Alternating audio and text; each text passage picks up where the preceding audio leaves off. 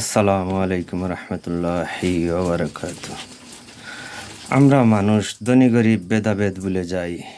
আমরা মানুষ, আমাদের থাকতে হবে মনুষ্যত্ববোধ। একজন গরিব হলে অনেক লোক দেখা যায় তাকে কোনো মূল্যায়ন করে না।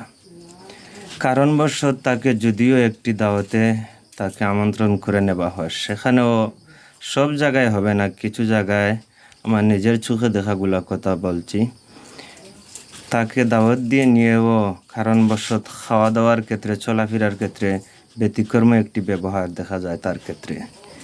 কিন্তু আল্লাহ সুবহানাহু তাআলা জাল্লে জালালুহু ওয়াজহু কুরআনে কারিমের মধ্যে বলে দিয়েছেন, আমি যদি তোমাদেরকে সমানভাবে ধনী করে দিতাম তাহলে তোমাদের দ্বন্দ্ব ছাড়ত না।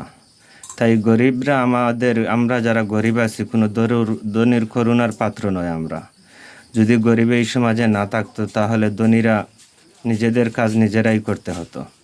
তাই গরিবকে সম্মান করতে শিখি। আজ যারা এই সমাজে প্রতিষ্ঠিত আছে, কাল যে তারা প্রতিষ্ঠিত থাকতে পারবে তার কোনো গ্যারান্টি কেউ দিতে পারবে না। একমাত্র আল্লাহ সুবহানাহু তাআলা জানেন তার ভাগ্যে কি এবং কতটুকু আসছে বা তার পরিণাম কি হবে।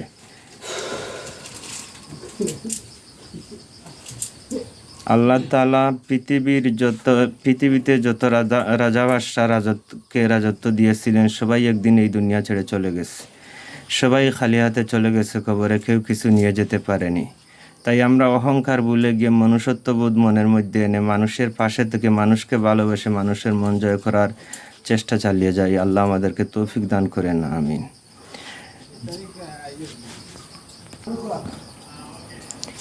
গরিবরা যদি এই সমাজে না থাকতো তাহলে এক সময় সমাজ অচল হয়ে যেত। কৃষক যদি এই সমাজে না থাকতো তাহলে কৃষি যতগুলো ফসল আছে উৎপন্ন হওয়া বন্ধ হয়ে যেত। তাই প্রত্যেকটি মানুষকে সম্মানের সহিত দেখি এবং প্রত্যেককে ভালোবাসার নজরে দেখি।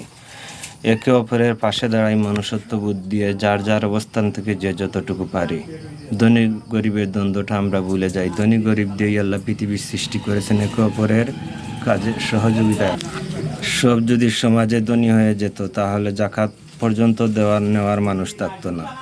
আবার সব যদি গরিব হয়ে যেত তাহলে যাকাত দেওয়ার মতো মানুষ থাকতো না।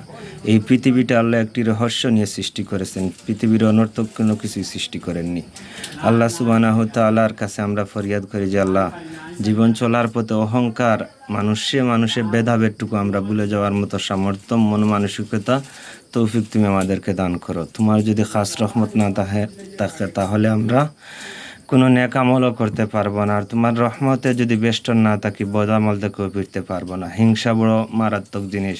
রাসূল সাল্লাল্লাহু আলাইহি সাল্লাম বলেছেন, হিংসা মানুষকে এইভাবে ধ্বংস করে দেয় যেভাবে একটি শুকনো লাকড়িকে আগুন জ্বালিয়ে ছারখার করে ভস্ম করে দেয়। তাই হিংসা থেকে দূরে থাকি। আল্লাহ আমাদের সহায় হোক, আমিন।